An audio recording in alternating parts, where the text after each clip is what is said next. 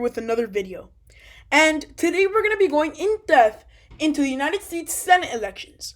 So what we're basically going to be doing is we're going to go in depth into each Senate race and saying why each candidate wins that race. So let's fill in our safe states. There's nothing to talk about there. And yeah, I think the most interesting thing in a safe state would be that in the state of Massachusetts, there's incumbents. Ed Markey is being primaried by Joe Kennedy III, representative, and he's part of the Kennedy family. So it would be interesting to see how that race goes. And yeah, it would be interesting to see if it'll be close or not and things like that. So I'm going to start, and I think that is all our races that are safe. So there's some notable inductions into the swing states when it comes to Senate races. So Alaska is actually going to have a very close Senate races here. It's not going to be super close, but there's a chance it could get a lot closer and the margins will go down a little bit. And same with South Carolina. South Carolina has increasingly African American populations. Those populations will come out and vote. Again, they won't give the Democrat the victory, but if they will lower Lindsey Graham's margins. So let's start with our Republican likely states. So those two states would be Alaska, South Carolina. Those states, honestly, are the only two states that I think Republicans have a chance to winning by a likely margin. Alaska, it's going to be in this margin. It's been moved down a little bit. And I think the only reason why is that sometimes they're a little bit more progressive and they're very, they don't vote down ballot. They would definitely vote for someone like Donald Trump for president. But when it comes for something like a Senate race or a House race, they're very unpredictable. The state of South Carolina, it's been increasingly more Democratic, and we can honestly see a race between 10 and 15 points, which again, for South Carolina, it's pretty good for the Democrats, and that shows that they've been making progress in that state. Again, that's Lindsey Graham's seat, so who knows? Now, going into our Democratic likely states, I see states like New Hampshire going into this column. And honestly, the biggest reason for that is that New Hampshire, Jean Shaheen is very popular. And she doesn't have any notable opponents. So for that reason, it's going to be easier for her to win that race. State of Colorado, it's kind of the same thing. John Hickenlooper is certainly going to be the Democratic nominee. And with all these riots and protests and everything, he's very popular in the state because he's not the governor anymore. So I think that's going to do very well for him, especially with the African American vote. Now, there's a notable absence from this, and it's going to be the state of Minnesota. I'm going to get into that later, but all I'm going to say is that it will go to the Democrats, but by how much, we'll discuss that later. So looking at the states that are on your screen right now, these are the states that are either going to go by lean, law, or tilt margins. So with our lean states, there's a bunch for the Republican Party. The state of Texas. Same thing I said in my last video. If you guys haven't watched it, go check it out. But the Texas Senate race last time was a very special circumstance. Beto O'Rourke was an exceptional candidate they picked and vetted for that Senate seat. But again, Beto O'Rourke was campaigning for Texas Senate. He wasn't campaigning for the U.S. presidency. It's very different to campaign in every single county in Texas than to just going to Houston, Dallas, and some parts here down the border. So, again, I think the candidate they will be choosing, the Democratic Party, I don't think they're going to be as strong, as charismatic as someone like a Beto O'Rourke. If they are, maybe the seat could get a lot closer. But I think 3 to 5 points, it's where it is going to be sitting at. A state like Kentucky. This seat is Mitch McConnell's seat. He's been unpopular for seems like centuries since he's been in office. And the fact of the matter is that, I actually filled the state of Montana in. Whoopsies. The state of Kentucky, Mitch McConnell is so unpopular since he took office.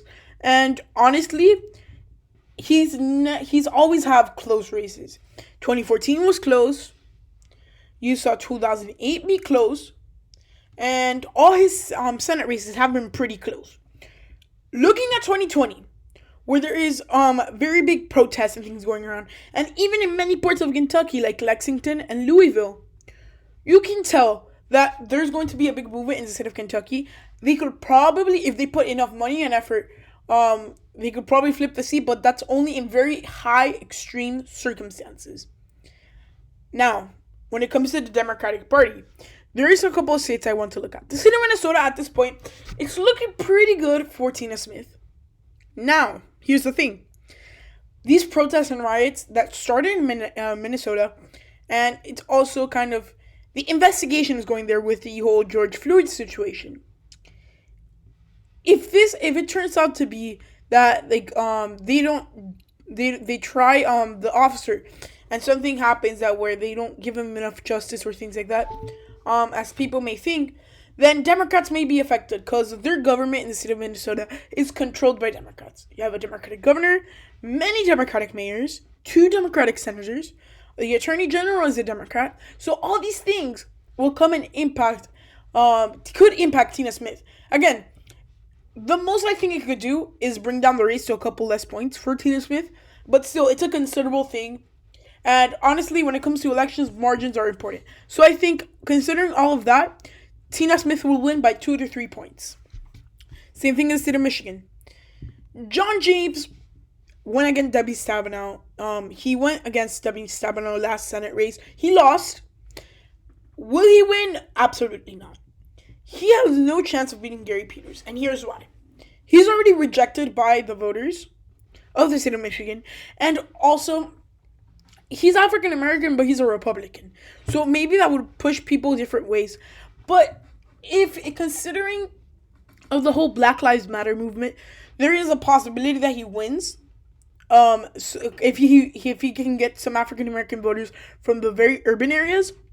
But again, for that to happen, it probably have to be a very extreme scenario, and I think possibly that's why the margins will go down. So in my last predictions, I could see the state of Michigan going by 5 to 6 points. At this point in time, it could probably go by 3 to 5 points. So you have to consider all that stuff. Now, when it comes to the Georgia races, both races I think are going to go into the lean column. Now, here's why. Georgia's regular Senate election that was up this year anyways, David Perdue was going against Jon Ossoff. And honestly, Jon Ossoff will give David Perdue a run for his money. Margin, if you ask me, I think it would be anywhere from 3 to 5%. And honestly, a lot of people think that the special election would be a lot closer. But in reality, the Georgia regular election would actually be tighter than the special election. But when it comes to the special election, we also have a very interesting thing. So we have the current Senator Kelly Loeffler, and you have also Republican Congressman Doug Collins going for the Republican nomination.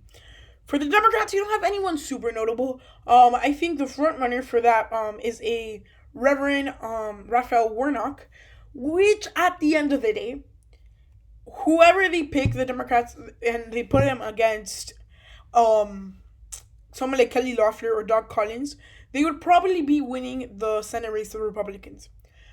Someone who I think would be amazing for the Senate seat, and think she's probably not going to take it, is Stacey Abrams. She's been actively campaigning for vice presidency, so who knows. And I also saw that Keisha Lance Bottoms gave a good speech the other day when it came to the riots in Atlanta. So maybe if she ran for that Senate seat, she could have a good chance of winning it. And anything else? Yeah, I actually forgot the state of Arizona. So this Senate race is going to be very interesting because you have a very unpopular incumbent, Martha McSally, and you have semi-popular guy in the state of Arizona with Mark Kelly. So with Mark Kelly, the deal is that he could probably get out those voters. And honestly, Mark Kelly has outraised Martha McSally by a bunch. So for that reason, Mark Kelly could be on his way to becoming the next Democratic senator from the state of Arizona. And honestly, with these George Floyd protests, the state of Arizona will be affected a little bit, and it will be favoring the Democrats, but it won't be anything out of this world. Margin 3 to 5%.